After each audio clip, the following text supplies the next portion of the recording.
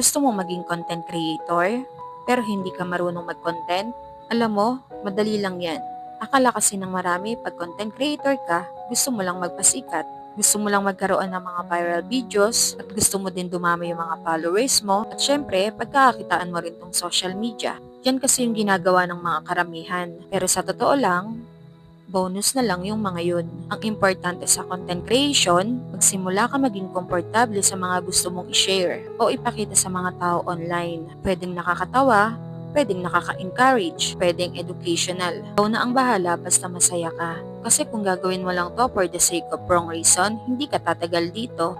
At posible din wala kang mapapala.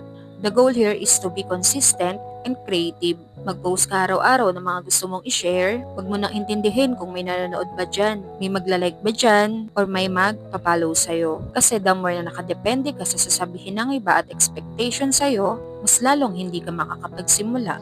Lahat naman ng tao kayang gawin to eh. Dahil naniniwala ako na lahat ng tao may kanya-kanyang uniqueness, authenticity at kwento. Nagkakatalo-talo na lang talaga kung gaano mo talaga kagusto na maging valuable o makapagbigay ng value para sa ibang tao.